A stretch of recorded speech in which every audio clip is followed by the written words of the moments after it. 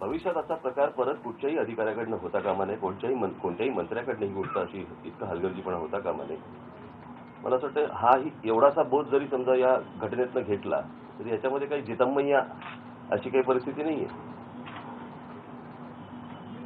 मंत्र्यांनी बोध घेतला असं वाटतं का तुम्हाला? त्यांनी आता बोध घ्यावा मला असं वाटतं.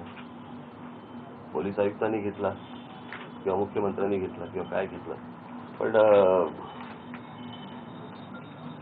आपल्याला जर समजा एखादं खातं कळत नसेल तर मला असं वाटतं राजीनामा द्यावा. ज्यातली आपल्याला गती नाही सतत त्या पदांवरती येऊन बसायचं. आणि मी त्याशी पण बोललो, 26/11चं प्रकरण झालं ज्याच्यात जरा काढून टाकलं होतं आणि काढून टाकल्यानंतर परत निवडणुका झाल्यावरती परत ते गृहमंत्री होतात आणि परत असल्या प्रकारची सगळ्या गोष्टी होतात. त्याच्यानंतर परत बॉम्बस्फोट होतात, मुंबईत होतात, पुण्यात होतात, सगळीकडे होतात.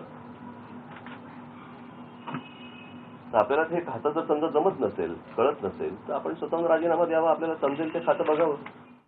मला असं वाटतं एक बाबासाहेब आंबेडकरांचं एक वाक्य होतं फार चांगलं, की वाचा, शिका, संघर्ष करा आणि मला असं वाटतं संघटित व्हा. पहिल्या 2 गोष्टी बहुधा विसरले सगळे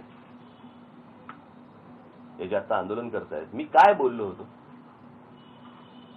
माझं आजही तेच मत आहे. माझ्या अगोदरच्या सभांमध्ये मी तेच मत मांडलं होतं. महाराष्ट्रामधले जेवढे प्रश्न आहेत, मग तो दुष्काळाचा प्रश्न असेल, पाण्याचा प्रश्न असेल, विजेचा प्रश्न असेल, इतर सगळे प्रश्न असतात, त्यावेळेला हे कुठे असतात?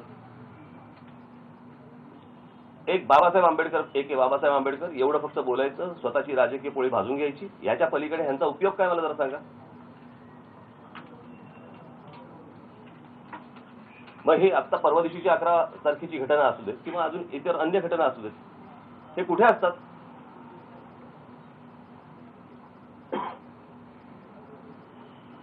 मग ह्यांना फक्त प्रत्येक वेळेला ते आपलं इंदू मिल पाहिजे.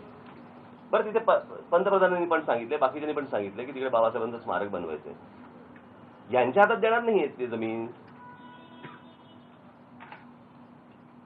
ते सरकार स्मारक बनवणार आहे. त्याच्यामुळे मला फक्त एवढंच म्हणायचं होतं की इतर कोणत्याही विषयामध्ये कधी बोलायचं नाही, इतर कोणत्याही विषयामध्ये काही करायचं नाही आणि फक्त बाबासाहेबांच्या नावाने फक्त हे या गोष्टी सगळ्या करत बसायच्या. हे बाबासाहेबांच्या विचारांना तरी ही गोष्ट पटली आहे का, हे जे करतायत त्याला?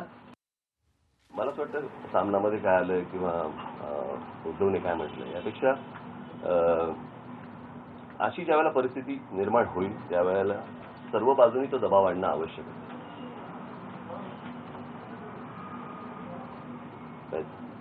किमान अशा वेळेला तरी आपापसातले मतभेद विसरून हे अशा प्रकारचे दबाव आणून, कारण यांच्यावरती असे जर दबाव नाही आले तर हे वाटेल ते वागायला लागतील.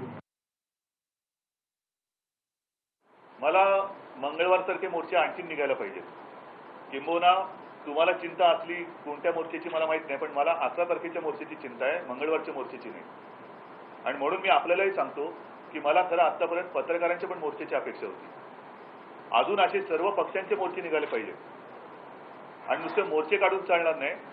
एक काहीतरी ठिकाण ठरवा, अमर जवान स्मारक तर अमर जवान स्मारक कुठेही म्हणा, सर्व पक्षाच्या नेत्यांनी एकत्र येऊन देशहितासाठी शपथ घेतली पाहिजे की खुर्ची गेली तरी चालेल, पण आम्ही खुर्चीच्या मोहापायी, हट्टापायी देशद्रोह्यांची किंवा जात्यंत्यांच्या मतांसाठी त्यांचं लांबूल चालन करणार नाही.